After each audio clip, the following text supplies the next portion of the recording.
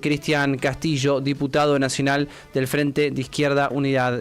Diputado, gracias. Ramiro Gondala, buen día. Hola, ¿qué tal? Muy buenos días, Ramiro, ¿cómo estás? A ver, Cristian, después de lo que fue la jornada de ayer, ¿no? Digo, ¿cómo sigue la lucha?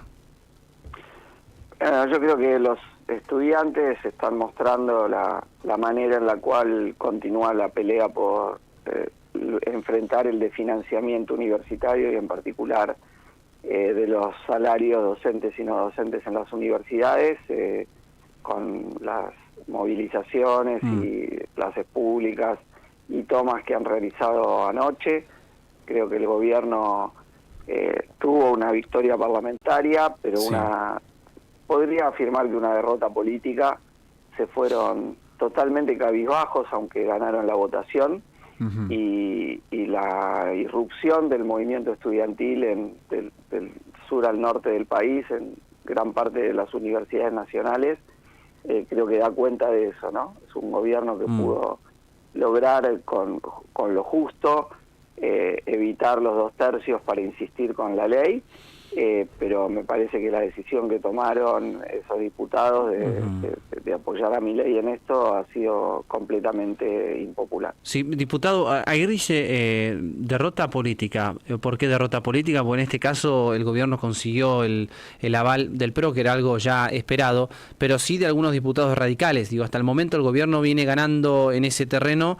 Ya tuvimos la situación con los jubilados. ¿Por qué han decidido en este caso apoyar a justamente esta decisión del gobierno, este veto presidencial? ¿Qué trasfondo hay detrás de eso?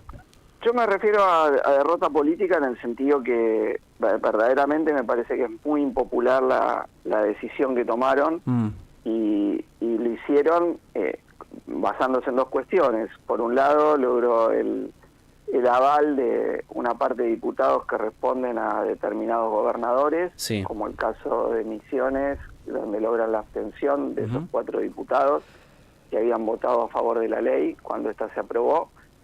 El caso del gobernador de Chubut, que consigue la abstención de uno de los diputados. Una ausencia llamativa de una diputada de Córdoba. Una ausencia llamativa de una diputada de Unión por la Patria de Catamarca. Y luego consigue, bueno, el aval de 4 diputados radicales y la abstención de otro, ¿no? Que son los 5 que habían apoyado el veto a los jubilados, ¿no? Esa es la base sobre la cual se apoya el gobierno. Me olvidaba. Sí. Y los 3 votos de los diputados que responden al Partido Justicialista de Tucumán, claro, al gobernador Jaldo, ¿no? Que votan positivamente con el gobierno. Esa es la base que le permite conseguir esa exigua minoría de bloqueo del veto. Que demuestra otra cosa, además, el carácter antidemocrático que tiene la Constitución en lo que hace a permitir el veto y luego el sistema para terminar con el veto, porque tanto en jubilados como todavía en mayor medida ahora, son mayorías muy amplias las que votan en el Congreso en contra del veto. Y sin embargo el veto se sostiene. O sea, este gobierno cada vez más que no logra, se revierte una tendencia que había al principio, donde el gobierno lograba mayoría para lograr la votación de las leyes, como fue el caso de la ley base.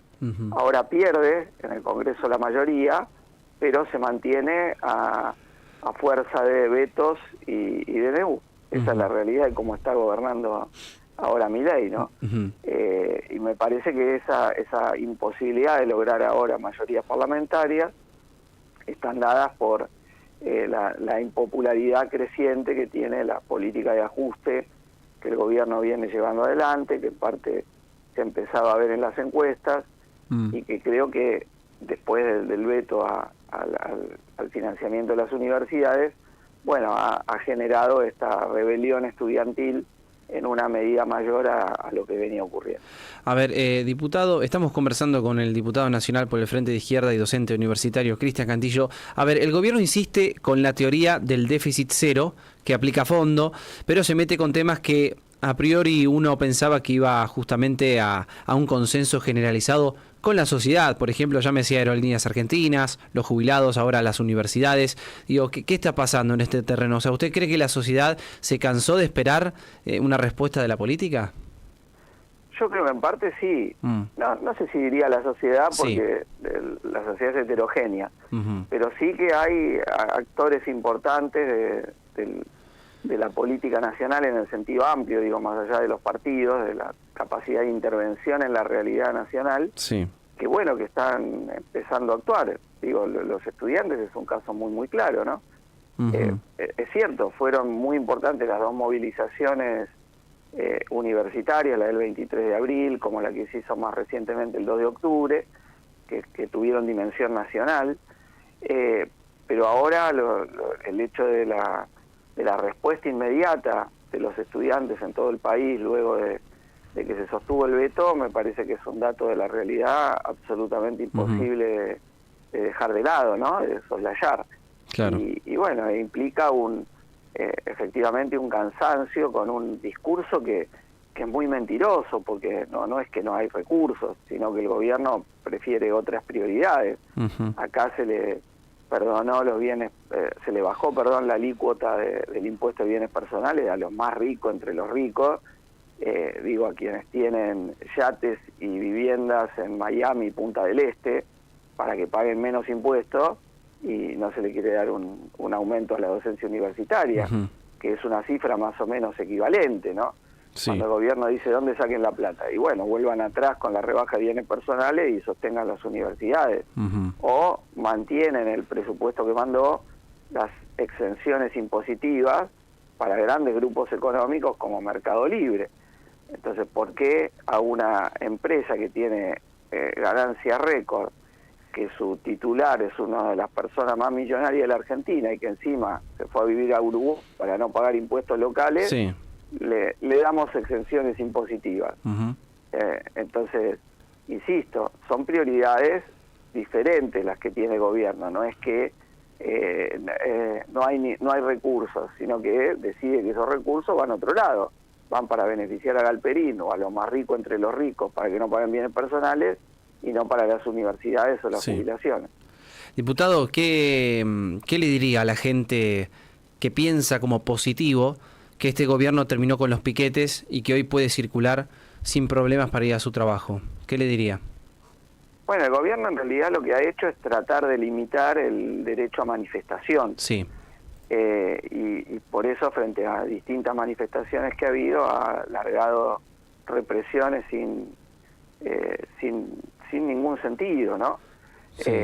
Pero que ese derecho ha sido sostenido cuando las manifestaciones tienen gran masividad. Sí. Y de hecho, cada vez que la Policía Federal, la Gendarmería o Prefectura, es decir, las fuerzas bajo mando de Patricia Bullrich, no intervienen, no hay ningún problema, las manifestaciones se hacen perfectamente, masivamente, así que no hay forma de evitar el descontento social, que tenga una expresión, ¿no? Yo creo que esa es la realidad, y que el gobierno trata de fortalecer su capacidad represiva para que el descontento no se exprese en las calles, pero eso siempre tiene patas cortas, ¿no? Ningún gobierno ha podido impedir, ni aun cuando fueron dictatoriales, que el descontento tenga alguna expresión, ¿no? Pensemos, la dictadura de Onganía terminó pariendo el cordobazo, ¿no?